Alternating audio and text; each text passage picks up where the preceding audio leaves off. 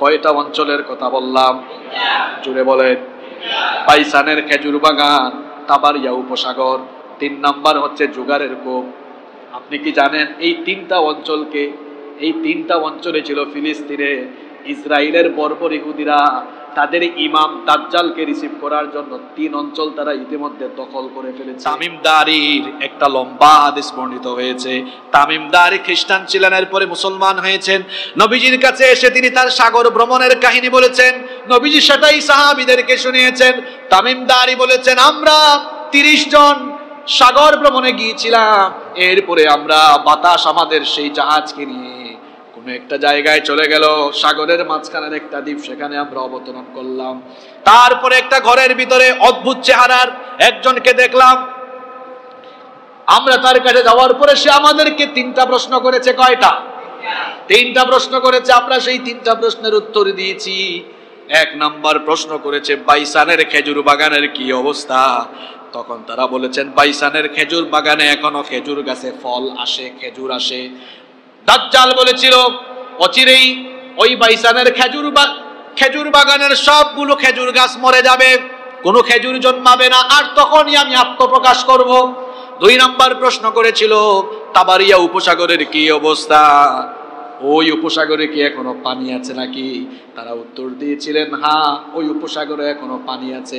দাজ্জাল বলেছিল অচিরেই সেই উপসাগরের পানি শুকিয়ে যাবে, যখন পানি শুকায়া যাবে তখন আমার আত্মপ্রকাশ হবে। 3 নাম্বার প্রশ্ন করেছিল, জুগারের ঝরনায় কি এখনো পানি আছে নাকি? ওই পানি দিয়ে কি মানুষ এখনো চাষাবাদ করে নাকি? তারা উত্তর দিলেন, হ্যাঁ, জুগারের ঝরনায় এখনো পানি আছে, এখনো ওই পানি দিয়ে মানুষ চাষাবাদ করে। দাজ্জাল বলল, জুগারের ঝরনা যখন শুকায় যাবে, কূপ যখন শুকায় যাবে, তখন আমার আত্মপ্রকাশ হবে। কয়টা অঞ্চলের কথা বললাম? জুড়ে বলেন। বাইসানের খেজুর বাগান, তাবারিয়া উপসাগর, 3 নাম্বার হচ্ছে জুগারের কূপ। আপনি কি জানেন এই 3টা অঞ্চলকে, এই 3টা অঞ্চলে ছিল ফিলিস্তিনে ইসরায়েলের বর্বর ইহুদিরা তাদের ইমাম দাজ্জালকে রিসিভ করার জন্য 3 অঞ্চল তারা ইতিমধ্যে দখল করে ফেলেছে। 3 অঞ্চল তারা দখল করে ফেলেছে।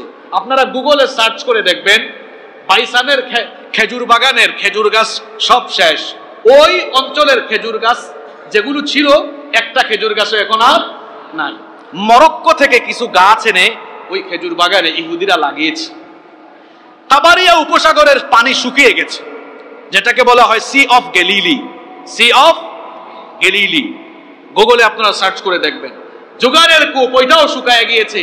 তার মানে দাজ্জাল আসার সময় চলে এসেছে। দাজ্জাল বলেছে আমি আত্মপ্রকাশ করব, এই 3টা আলামতের কথা বলেছে। আর দাজ্জালকে সহযোগিতা করার জন্য 70,000 ইহুদি বাহিনী থাকবে।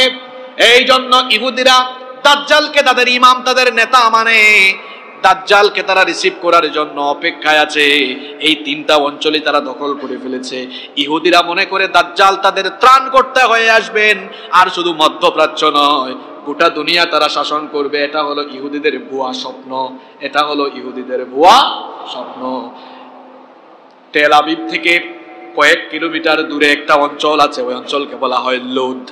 হাদিসের মধ্যে বলা হয়েছে এই শাম হচ্ছে সেই ভূমি। সাইয়েদনা ঈসা আলাইহিস সালাম আসার পরে ইমানদারদেরকে নিয়ে দাজ্জালকে তাড়া করবে, আর দাজ্জালকে তাড়া করার পরে এই শামের লুদ অঞ্চলে বাবেলুদের কাছে তিনি দাজ্জালকে কতল করবেন। আল্লাহু আকবার।